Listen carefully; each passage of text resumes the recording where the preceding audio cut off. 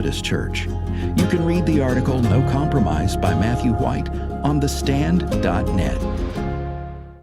Jenna Ellis in the morning on American Family Radio. I love talking about the things of God because of truth and the biblical worldview. The U.S. Constitution obligates our government to preserve and protect the rights that our founders recognize come from God, our Creator, not our government. I believe that Scripture in the Bible is very clear that God is the one that raised up each of you, and God has allowed us to be brought here to this specific moment in time. This is Jenna Ellis in the morning. Good morning. Good morning. Today is Monday, March 31st. It's already the end of the month. And if you live in Florida or Wisconsin, you are going to want to pay attention to the special elections tomorrow. You can do early voting in both of these states. So in Wisconsin, there is a Supreme Court seat that is up for election, and this will determine the composition of the court, whether it leans more conservative, more liberal, and it will likely have an impact on voting requirements such as voter ID as well as districting lines, which could impact congressional races for the midterm. And if you are in Florida, congressional seats in districts 1 and 6, that was formerly Matt Gaetz, who of course resigned, and then Michael Waltz, who went to be the NSA under the Trump administration. Both of those seats are vacated, and there's a special election tomorrow. So a lot going on. Also going on in Florida, the en banc 11th Circuit, this coming from the Firearms Policy Coalition, has upheld Florida's under 21 gun ban. So this came from the Supreme Court, and yet Attorney General James Uthmeier responded on X saying this: upon assuming office, I tasked my staff with reviewing Florida's underlying law and whether it was consistent with the Second Amendment. Notwithstanding the 11th Circuit's opinion today, I believe restricting the right of law-abiding adults to purchase firearms is unconstitutional. The 5th Circuit quite recently reached the same conclusion. If the NRA decides to seek further review at the Supreme Court, I'm directing my office not to defend this law. Men and women old enough to fight and die for our country should be able to purchase firearms to defend themselves and their families. So the Attorney General of Florida joins us this morning. Good morning, sir. Thanks so much, and thank you for standing up for basic constitutionally protected rights. Hey, Jenna, thank you for having me. It's good to talk to you. You as well. Thanks. And so this is really important. And right now, the Florida House as well has passed HB 759 to lower the minimum age to purchase long guns or rifles and shotguns from 21 to 18. But historically, the Senate has blocked that move. So where are we at in Florida and I think the 11th Circuit more broadly, but Florida specifically with respect to gun rights? Sure. Well, you know, the Florida law that's currently on the books was passed several years ago. It was passed, you know, in an emotional time where many Republicans, I think, caved to the pressure that was out there and decided to restrict the age of purchasing firearms to 21 and up, preventing law-abiding adults, 18 to 21, from purchasing firearms. It's my view that this definitively contradicts the Second Amendment of the Constitution. When it comes to infringing upon rights enshrined in the Constitution, the Second Amendment was put there for a reason by the founders. It was very important to them. If you're going to regulate here, you've got to show that the regulation is consistent with founding era regulation. And at the time of the founding, 18, 19, 20-year-olds, they weren't just encouraged and allowed to purchase firearms. Many times they were required to do so, especially for participation in the militia and keeping society safe. You mentioned the 11th Circuit has come down upholding Florida's law. I'm, just over a month on the job. I told my team I took an oath to uphold and defend the Constitution. And, this is a very rare thing and should be a rare thing, but I cannot sign my name to defend a law that I believe violates the Constitution. And the Fifth Circuit out west recently came down with a similar interpretation that I have. So you've got a split circuit decision going up to the Supreme Court at some point, and similarly, as you recognized, Florida's legislature is looking at repealing that law. I was excited to see our House of Representatives pass the repeal, and I hope the Senate will do the same. Yeah, hopefully the legislature will mitigate the need to have any sort of dispute over a former law here in the state of Florida. But to the more philosophical point and the interpretation of the U.S. Constitution, I think it's frustrated a lot of law-abiding citizens for years throughout even the last several decades of Supreme Court precedent on gun rights, that somehow the left has been able to make this case that restriction of firearms and this whole interpretation of, whether the Second Amendment was intended just for a militia, some of these things are really genuinely an infringement on our rights that our founders intended to preserve and protect, because we don't get our right to keep and bear arms from the Second Amendment or from the Constitution or the government at all. We get that from God our Creator, as our founders recognized, and yet it seems like there's so much in law and in a lot of these opinions, particularly at the Supreme Court, that are so nuanced that it seems like it nuances the Second Amendment just completely out of context. Yeah, I think you're onto something here. I mean, look, our U.S. Constitution, that's the highest legal authority that's man-made, but all man-made and positive law should endeavor to pursue the truth that only comes from our Creator. Our founders, they were smart guys. They knew what they were doing, and they placed this as the Second Amendment, just after the First Amendment, with intentionality. They were well aware of what a tyrannical government can do. They were well aware of what families may need to protect themselves from both evil people and the evils of government. And while maybe we've taken a lot for granted here in the U.S. today, I mean, it's not that long ago that government was trying to shut down our businesses and churches and ways of life. You've got a state out there, California, that talks about taking children away from their parents to provide transition surgeries for them. I mean, we're always just a generation away from a tyrannical government wanting to infringe upon our rights and well-beings, and that's why our Constitution was designed with an intent to be enshrined for the long term. So well said, and I wish that more attorneys general would recognize that and follow that line of logic. And I'm speaking with Florida Attorney General, my state's Attorney General James Uthmeyer this morning, who, as you mentioned, you've been on the job about a month. And so what else are you pursuing and the issues that you are focusing on here in the state of Florida? Sure. Well, first and foremost, we're going after all child sex offenders and predators. I mean, look, my predecessors did too, but we're turning up the volume here. We're putting a heightened focus on it. There's tons of other crimes out there, and we'll get to those too. But I want to get all these sick people off the streets so they can't come after our kids anymore. We recently brought lawsuits or filed briefs in the Supreme Court and other states to defend President Trump and his ability to fire senior officials in the executive branch that aren't in line with his philosophy. I think any boss is only successful if they have the ability to move on from staff that don't want to follow direction.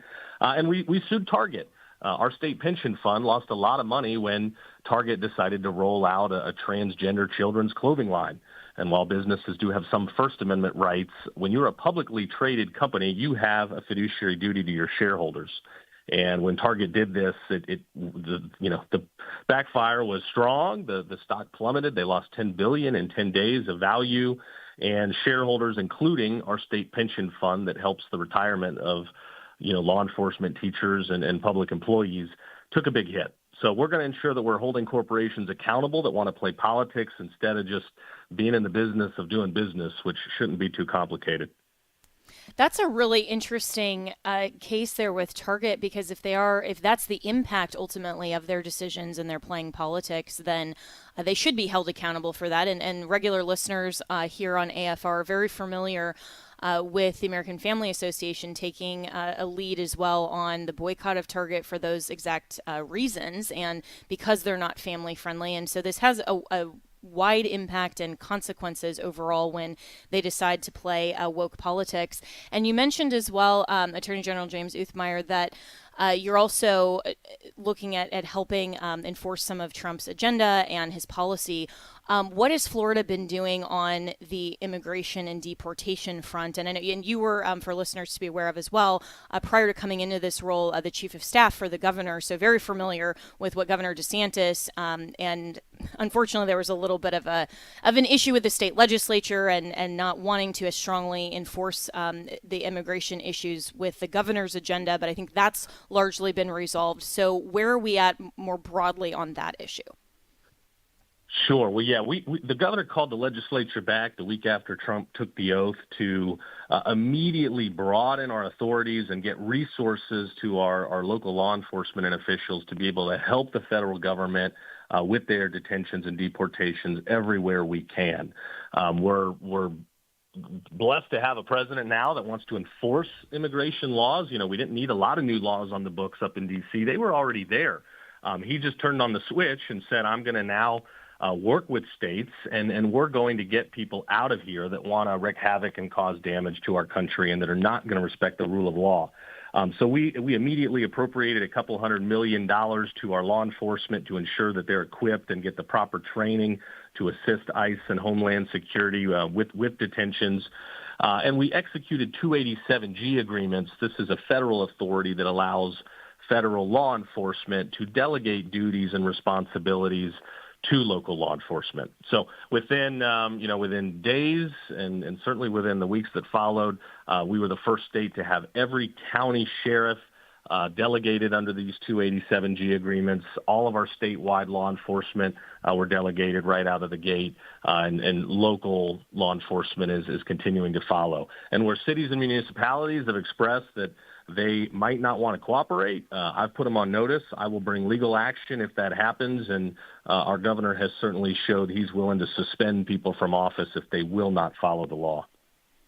Excellent. And of course, I also need to ask you about where you're at with the Tate brothers investigation, because there's been a lot of, I think, just misinformation, if I can actually use that word in 2025 from a non-liberal side, but a lot of misinformation about the origination in Florida of that investigation, and the tenor on social media from conservatives is, oh, well, Florida's just going after the Tate brothers because they don't like them. It's lawfare. Where my view on it is, it doesn't matter. I mean, whether or not an individual is a Trump supporter or not, you go where the evidence leads, and you have an investigation if there is a credible evidence that there was wrongdoing. And so while there, of course, was lawfare against President Trump targeting a person and looking for a crime, the flip side of lawfare, in my view, is that you look at a crime and you don't follow it because of the person. And that's not equal justice either. So perhaps set the record straight on the purpose of this investigation and where your office is at. I know you can't obviously reveal everything on an ongoing investigation, but just in terms of why Florida is pursuing this. Sure. Well, look, you've got my commitment. The state of Florida, this Office of Attorney General, is never going to prosecute someone that we do not believe did something wrong. We do respect rule of law here. These Tate brothers, they've been charged with very heinous offenses around the world. They were facing some pretty big charges in Romania. They announced, they were fleeing to Florida. We don't want them here. Women victims have been coming public around the world talking about the sexual abuse, the human trafficking. And so we've got a duty to investigate. If there are victims, if crimes occurred in Florida, I'm going to do everything I can to go after somebody that's causing sexual abuse or human trafficking. There's no doubt about that. And then they make these public admissions. They go online and release statements where they jokingly say, they don't know what the age of majority is in the U.S. Is it 15? Is it 16? I mean, that's horrific. And these guys should not be role models. Looking at First Amendment, I guess they have some freedoms to say things, but if they're going to incriminate themselves, I'm going to use that. And if they're going to say, things that are not the best example for young men out there, I'll call them out on that too. So the investigation's ongoing. I think they got the heck out of Dodge in Florida pretty quickly. But I'm going to continue to look into things. And again, if they committed a crime on Florida soil, we'll continue to pursue them.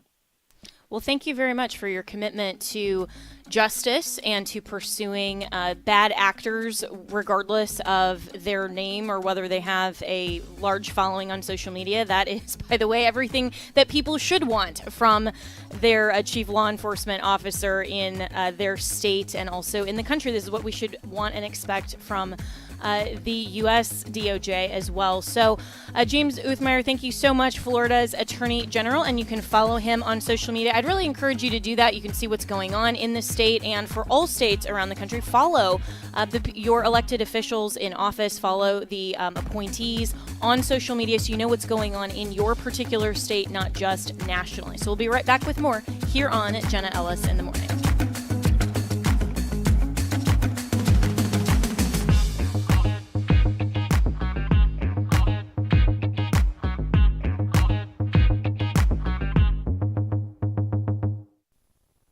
80% of the time, an abortion-minded mother who views an ultrasound or sonogram of her baby will choose life.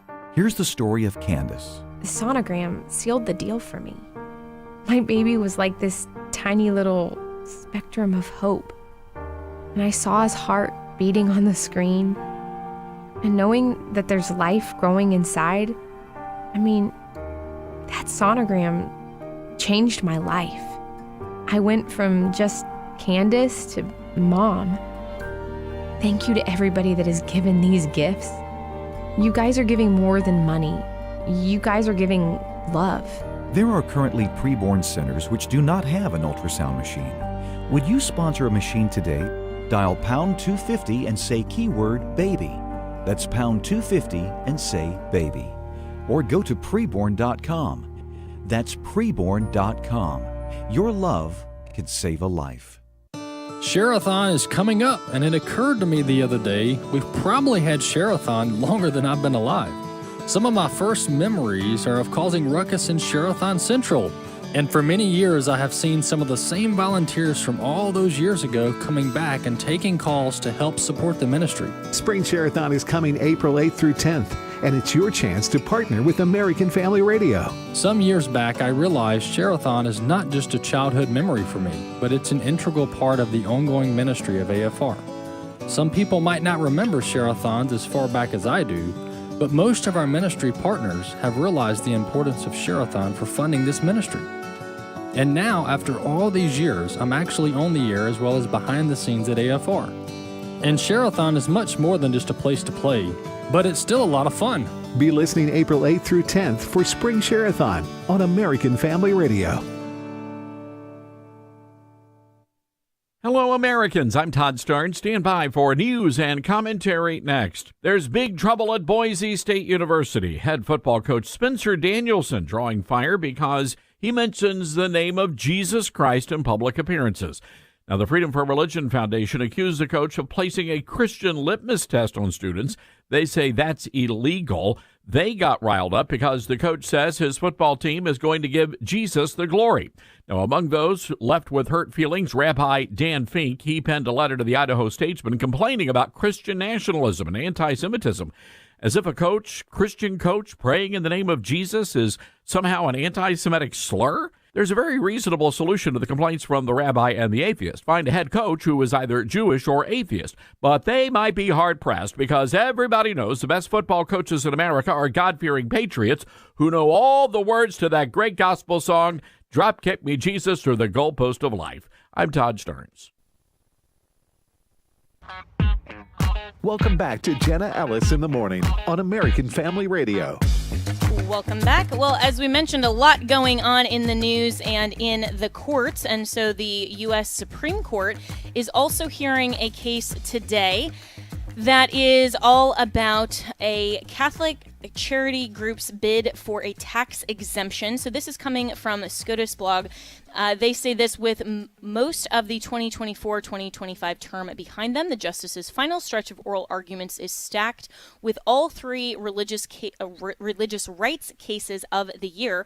All three cases look to the justices to take up an expansive view of the Constitution's religious protections. The first of those cases on Monday could significantly shift the bounds of which organizations receive tax exemptions. So the Catholic Charities chapter argues that the real question in the case is whether Wisconsin can pick and choose which religious groups to tax based on the state's own cramped, idiosyncratic understanding of what constitutes quote-unquote religious behavior. Wisconsin counters that unless its rejection of the exemption stands, legislatures may have to choose between providing such accommodations to everyone or eliminating them altogether.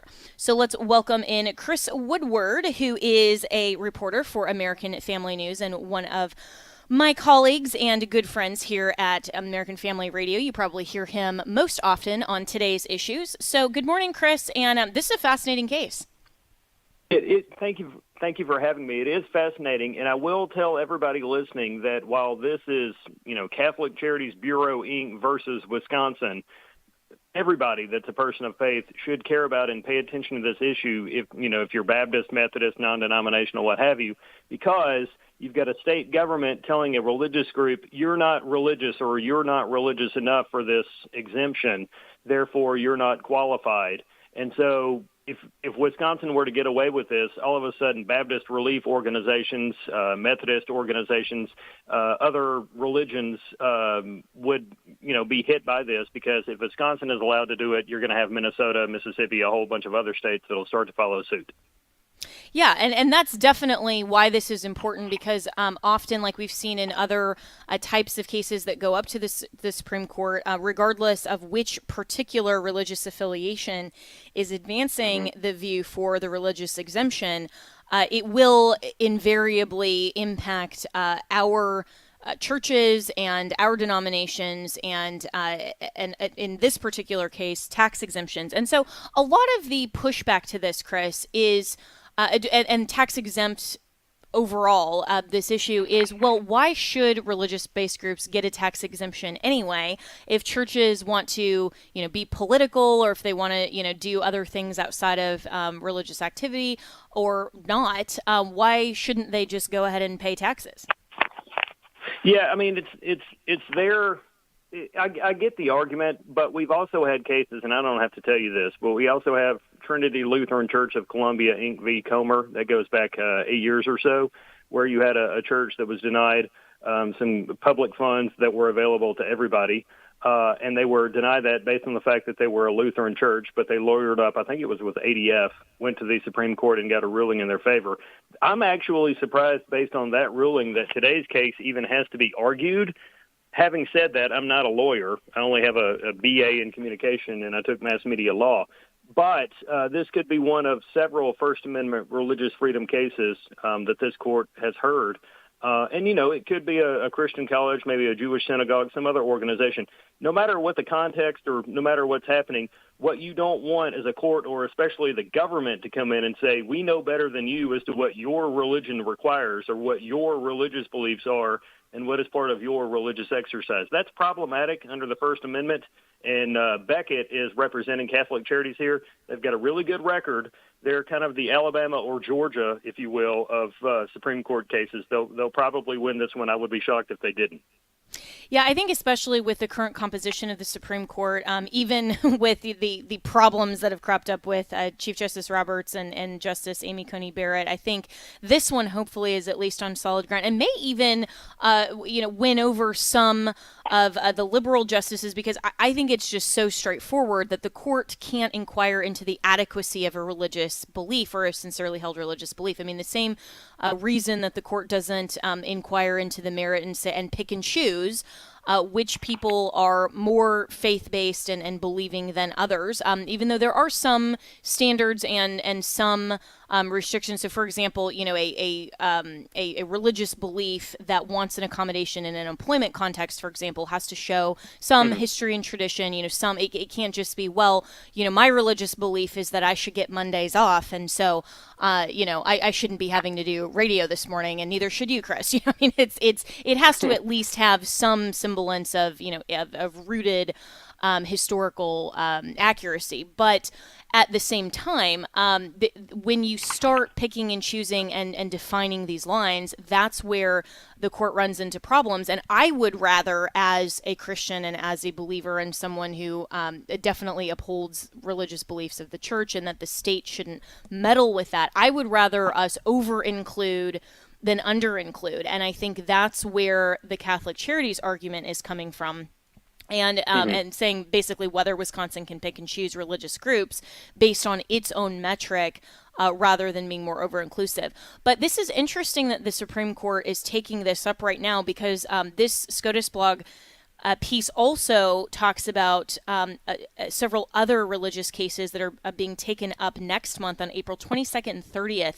The court will consider whether parents can opt to have their children excused from instruction with LGBTQ-themed storybooks on religious grounds, and whether a Catholic online school can become the country's first religious charter school. So I think there are a lot of things that are being set up to contemplate a lot of these questions, as well as some of the fights that we could end up seeing at the Supreme Court, like with Medina versus Planned Parenthood, which is going to be argued this Thursday. But then also, Chris, you've been following this this story as well with Congress contemplating potentially a 1-year ban on federal funds for abortion, for the abortion industry. And so that, to me, if it passes, is going to be primed up to be litigated probably up to the Supreme Court. Oh, sure, yeah, especially in this country where, you can sue somebody over virtually anything. I mean, this one is undoubtedly going to go to the Supreme Court. But for people not aware of what Jenna just mentioned here, you've got somewhere in the neighborhood of about 150 pro-life individuals and groups that signed a letter recently urging Congress to cut Medicaid funding for Planned Parenthood and other so-called healthcare centers that provide abortion through the budget reconciliation process. It's kind of difficult to wrap your head around, but the layman's explanation here is the budget reconciliation process is not as convoluted. It's not as difficult to get something through and put into law. It actually doesn't require as much senators to be on board with this. So these pro-life individuals and groups are urging Congress to basically cut funding for what they're calling big abortion through the budget reconciliation process. There was a huge rally last week in Washington, D.C. Students for Life was there. Susan B. Anthony, AFA Action, the political arm of American Family Association, was also there. They really think they have a shot here, but Jenna, I think you're onto something when you say that somebody's going to sue. Because, again, you can sue over a lot of things. And as we have seen in recent weeks since President Trump re-entered office, pretty much you can put a lawsuit in a particular court and get the ruling that you want. So I would not be shocked if they get somebody in San Francisco or somebody maybe at the D.C. Circuit to say, hey, you can't do this. Right. And what you're describing, Chris Woodward, is forum shopping. And as lawyers understand, basically what this is going to a particular court and initiating a lawsuit in a particular jurisdiction because you believe the outcome will be favorable, and then that sets it up on the appellate trajectory in a different posture than if the original opinion on the trial or district court level was in favor of the right or the correct outcome. And so it's really interesting, some of the ways that people and lawyers tend to manipulate the process and the system. And so this has been for a long time, even since before I was in law school, trying to not allow that type of gamesmanship of the process, because the process should be fair. And even though Chief Justice Roberts talked in the context of the whole immigration issue currently being, I think, manipulated out of proportion by that district court judge that's now facing impeachment, Chief Justice Roberts said, well, this is what we have the appellate process for, but it's not necessarily an adequate process if the trajectory is manipulated at the onset. So we need to be savvy about all of these things. As Christians, we need to be praying for the good outcomes, because at the Supreme Court, this will have an effect on the whole nation. But in terms of this type of an outcome and this bill even getting to the point of litigation, when you and I were talking earlier before the program, I think you were right and spot on to say, we may not even get this passed because of how spineless it seems like the Republican majority is, even though they have President Trump in office and the American people and the mandate behind them.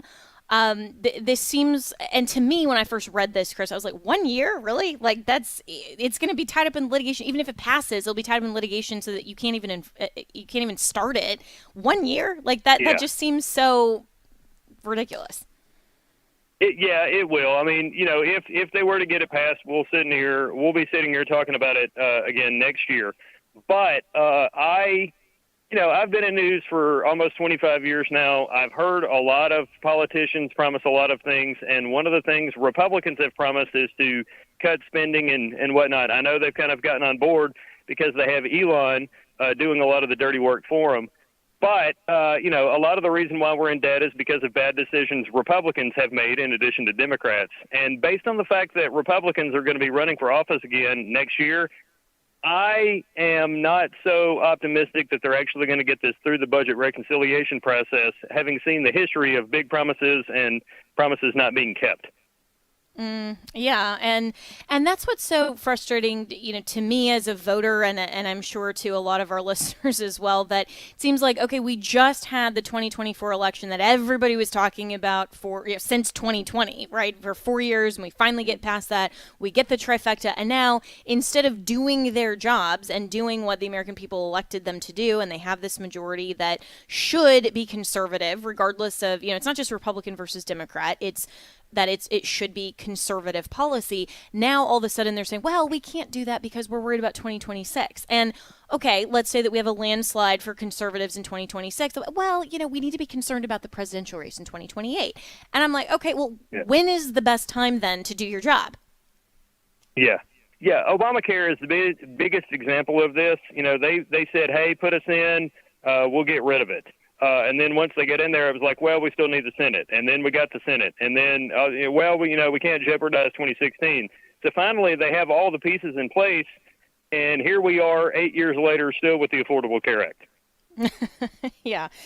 And hopefully there will be some resolution to that. But it seems like for a lot of the good that Trump is doing, that Elon Musk and his suggestions are doing, we really do need a Congress that has the backbone enough to codify some of these wins. And members of Congress who are very conservative are saying that. I mean, I had Jim Jordan, for listeners who didn't hear that episode of On Demand. You can go to afr.net, click on the icon for podcasts, and find that a couple of weeks ago when we talked specifically about codifying those executive order wins, because we need that if it will be a more significant win and more long-term than executive orders that can just change with the policy whims of whoever is in office and who is in the executive branch. And that's how our system is designed, so it's okay.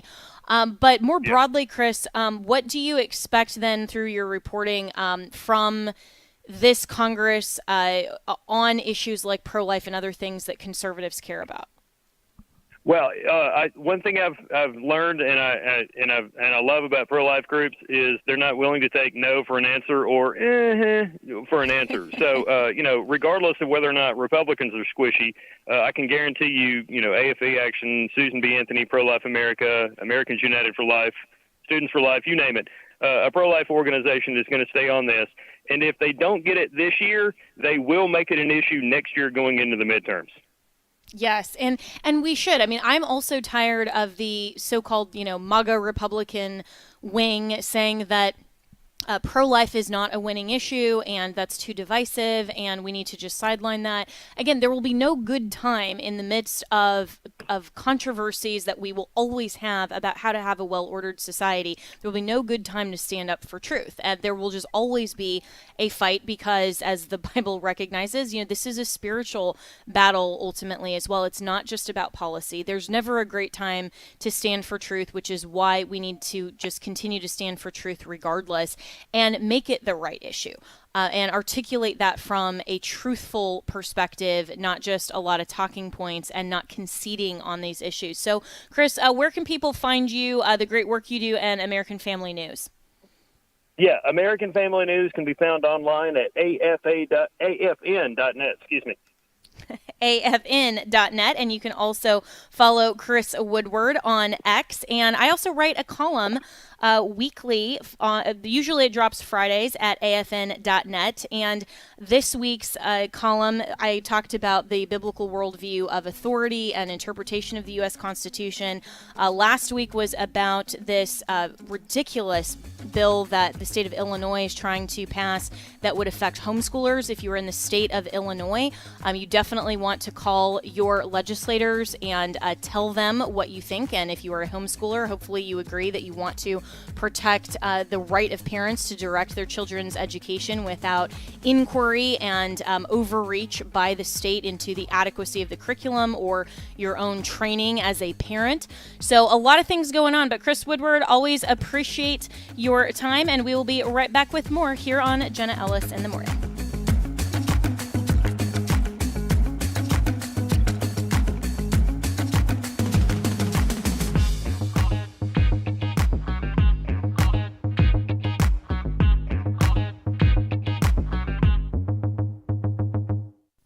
Hi, I'm Tim Moore, Senior Evangelist on Christ in Prophecy.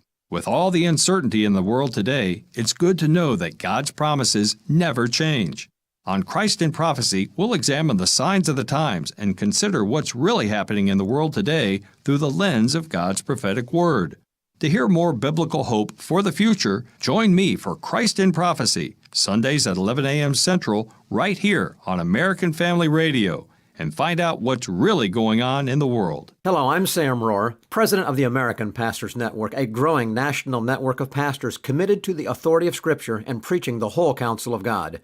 We believe biblical obedience is the foundation for revival, and impacting our culture for Christ is our duty. For too long, the pulpits of America have been silent on the important issues such as marriage and family and assault on our liberty. Join us in the battle for truth on Stand in the Gap weekend, Sunday evenings at 6 p.m. on American Family Radio, and visit us at AmericanPastorsNetwork.org. I'm a new creation in Christ. I'm a new creation in Christ. Hey, it's Michael Woolworth with Bible League International, engaging the world with God's Word for more than 80 years. I'm a new creation in Christ. Those were the words that came from the mouth and the heart of Mabel, the former village witch doctor that I gave a Bible to when I visited Tanzania, Africa. You see, she had lived 65 years in spiritual darkness, didn't know Jesus, had misled people through witchcraft, but now she had left all of that to follow Jesus, and she had her very own Swahili Bible. Right now, we're focused on Africa. The reason is because this is where Christianity is growing in the greatest numbers around the world. And yet, would you know it, in places like Kenya and Tanzania, as many as 9 of 10 Christians have no Bible. And so you could send one today for only $5. A gift of $100 would send 20 Bibles. Pray about it, and then call 800-YES-WORD. 800-YES-WORD. That's 800-YES-WORD, or give at sendbiblesnow.org. The words you are about to hear are taken from letters sent in by members of the Trinity Debt Management Program. Dear Trinity, today I'm making my final credit card payment. Before I came to you, I was in a constant state of anxiety and panic, but now there is hope for my family's financial future. Working with Trinity made me understand that I'm not alone. You really do help people. Your kindness will never be forgotten. Without Trinity support, I would not have achieved my lifelong goal of becoming debt-free. We saved a lot on interest and penalties, of course, but the reward was the gift of human kindness. Trinity has carried me through a very difficult time in my life. You're amazing. I used to feel so anxious and hopeless. Now I feel grace and peace. God bless Trinity as you continue to help others become debt-free. If credit card debt has you down, call Trinity at 1-800-788-1813. That's 1-800-788-1813. Welcome back to Jenna Ellis in the Morning on American Family Radio. Welcome back. And as the nation, mostly leftists, are still very concerned about Signalgate, the Politico has had an interesting piece on this. They said National Security Advisor Mike Waltz's accidental inclusion of a journalist in the chat is creating a major embarrassment for the White House. And they said that on Wednesday evening, this would have been of last week, following a brutal day of headlines surrounding the now infamous Signal chat, Vice President J.D. Vance, Chief of Staff Susie Wiles, and a top personnel official gently offered President Donald Trump some advice in a private meeting. Show Mike Waltz the door.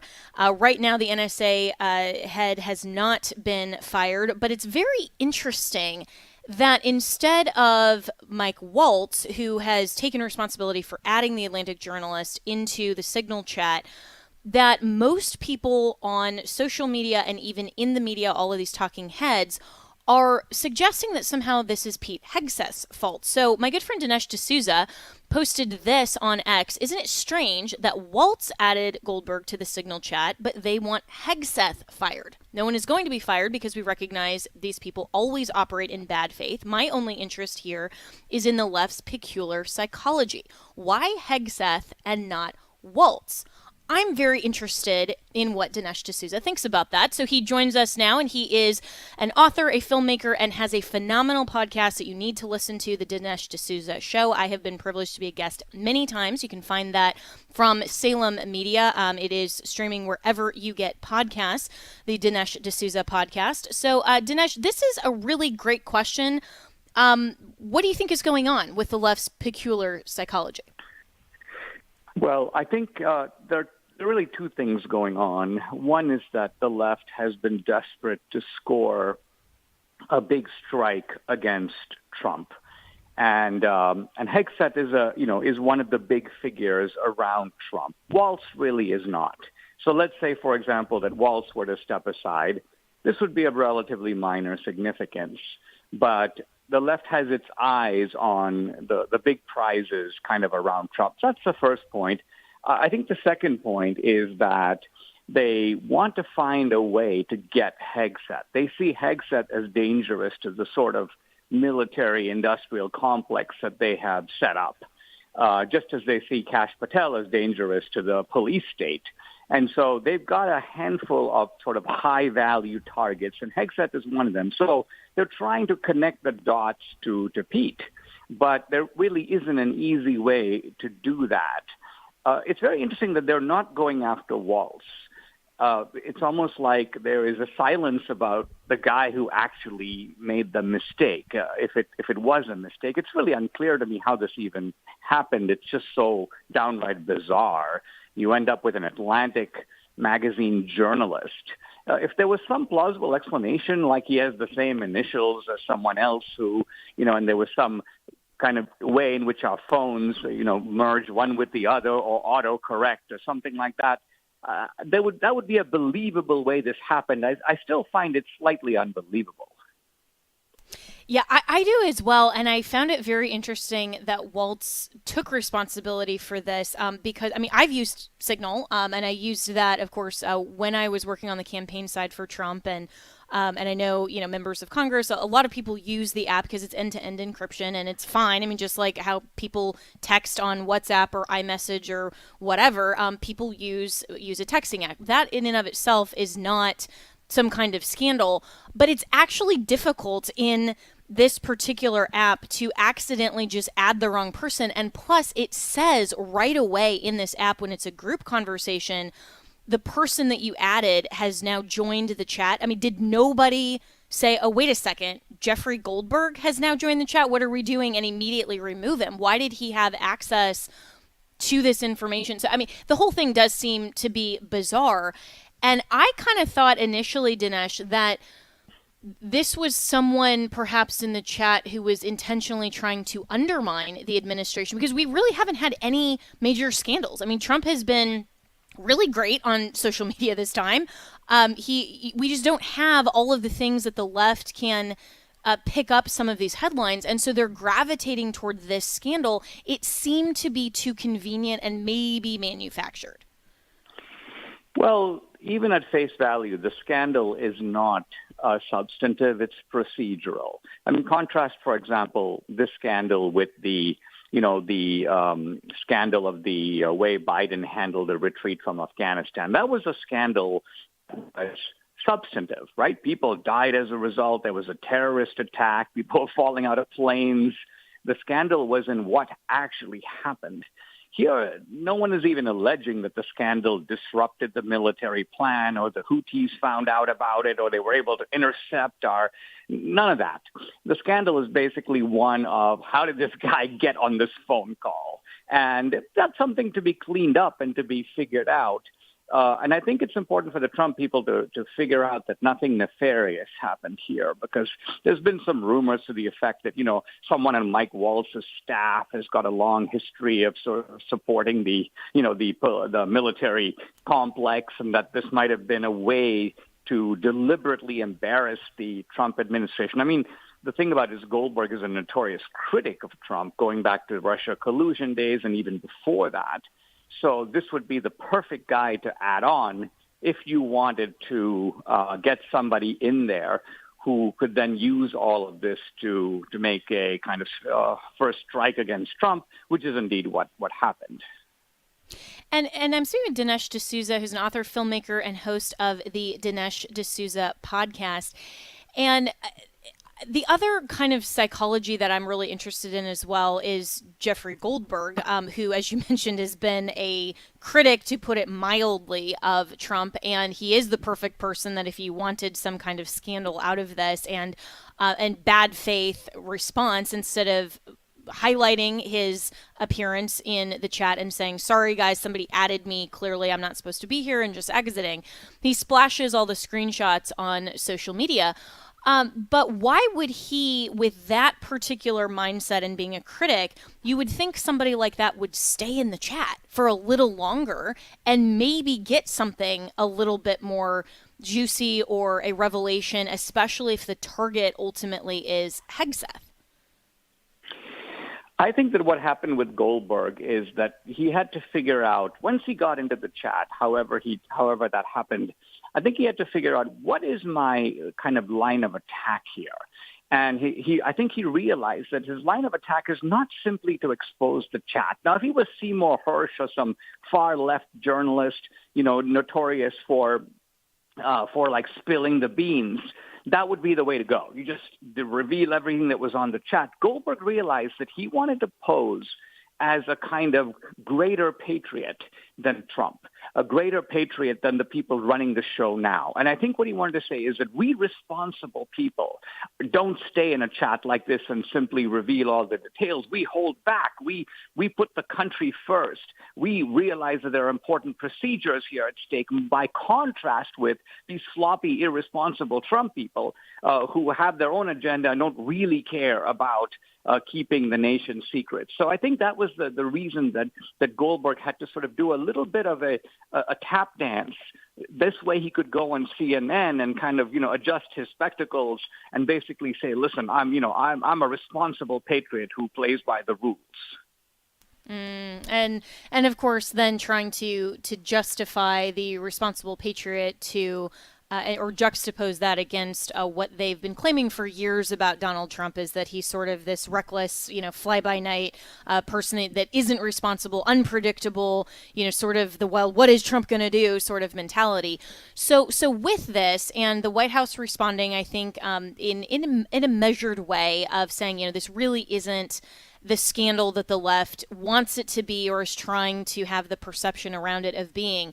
How would you advise the administration moving forward? I mean, obviously, we don't know exactly how this happened, that it was added to the group chat, so they'll have to figure that remedy out. But just overall, in terms of the perception and the media bias that has clearly followed Trump for so long that everybody just immediately distrusts anything that any leftist outlet is putting out, what is the next step for the Trump administration and particularly Pete Hegseth as he tries to navigate his first run in the administration? Jenna, I'd like to make two quick thoughts here. One of them is that the Trump embarrasses these guys like Goldberg, because they have Goldberg, John Bolton, all these guys have constructed this whole idea that the knowledgeable people like them should be running things. If it were up to them, it would be essentially, Fareed Zakaria and Goldberg and Bolton. But here comes Trump, this kind of whimsical guy who is unpredictable and comes up with outlandish ideas, and yet sort of runs the place, and it seems to work, and he makes everybody else look silly. So that's the reason that these people are exasperated beyond belief at Trump. I think the second thing, and this is a change from the first term with Trump, is that the right has reached a point where it no longer has to jump when the left says boo.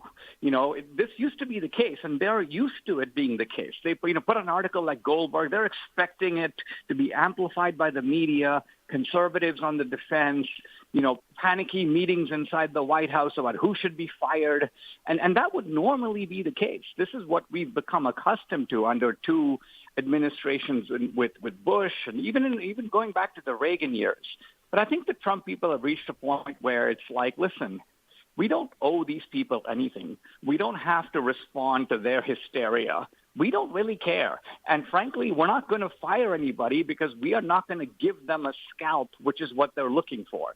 And so there never, I think, was any serious question about Hegseth being fired. The left's got everybody to say he needs to be fired. He must be fired. When will he be fired? Bill Kristol predicted he'll be fired by Friday. Well, Friday came and went, and he wasn't fired, and he's not going to be. and the left is sitting there wringing their hands going, oh no, this isn't working. And I think you're absolutely right, Dinesh D'Souza, that the Trump administration and those who are working for Trump have recognized that they don't need to respond to the left's hysteria because we're never going to pacify them. No matter what we do to say, we need to give in to your hysteria, it'll just be the next thing and the next thing. And we have all learned that to an even greater extent over the last 10 years and the last 4 years, frankly, in particular. But what about Congress? Because it seems like Congress really hasn't learned that lesson. And I know that your son-in-law, Brandon Gill, he is fabulous, by the way. I think he is one of the best spokespersons for the Trump agenda, for conservatism, and what he is leading on is amazing. But some of his colleagues don't seem particularly interested in telling the left, listen, you're in the minority, in the House at least. We don't really have to care. We can pursue things like impeachment of justices when they become political, or defunding Planned Parenthood, or actually, getting some of the codification of Trump's executive orders actually done. But it seems like there's not a lot of Republicans in Congress that are willing to learn the lesson that the Trump administration side has. The weird thing, Jenna, and this has been a bit of a discovery for me, and I think also to some extent for Brandon, is that, we come out of the kind of intellectual and political world where we follow issues and we read books and we study, Hayek and Milton Friedman. And so we have a systemic or systematized way of thinking about the world. And so naturally you expect that when you show up in Congress and you have colleagues, they're going to be somewhat the same. They might come out of the business world, or they may come from some other place, but you would think that they're by and large of the same mindset. And it's a bit of a surprise to realize that there are a large number of Republicans who don't see themselves as ideological at all. They don't have a connected tissue that links foreign policy to economic policy. What they have are basically interests and instincts. And so they operate in this kind of plodding way in which if you start talking about something that is sort of theoretical or ideological, they kind of give you a funny look like, where are you coming from? So it's very odd because these are the kind of people you're trying to rope in to pursuing a coherent agenda, and they're not actually very coherent people. They serve constituencies, and that's kind of how they see their job, almost like, that their constituents are their, quote, customers, and like, what does this guy want? And what does this group want? And so I think I've come to an appreciation of the difficult job that a guy like Mike Johnson has in herding these cats. And it's so true. We're seeing the hypocrisy on full display, even with the Tesla situation, where it was the mandate that the left wanted that you have to buy an EV, particularly Tesla. And then as soon as Elon Musk has Doge and he's a Trump supporter and all of this, now suddenly they're burning them. I mean, it's just as ridiculous as the left suggesting that, plastics are going to ruin the world. And then as soon as COVID hits, they're all about disposable masks and you can't bring your, recyclable cup or bag to the grocery store. And I mean, all of these things just show they're not consistent in their ideology. It's just whatever they want right now and the outcome they prefer. But in just the last 30 seconds, Dinesh D'Souza, where can people find your podcast and all of the great work that you do? Well, thanks, Jenna. I'll sum up by saying I think it was Chris Rufo or somebody who said, for the left, The issue is never the issue. The issue is always the revolution. So they always are looking to see how do they achieve that goal. And everything else, climate, blah, blah, blah, is just a mechanism or means to do that. My podcast is just called the Dinesh D'Souza Podcast. It's an audio and video. I post it every day. Well, I post it on X, but also on Rumble and YouTube. And then it's Thanks available so in much. audio. And we'll see you tomorrow. The views and opinions expressed in this broadcast may not necessarily reflect those of the American Family Association or American Family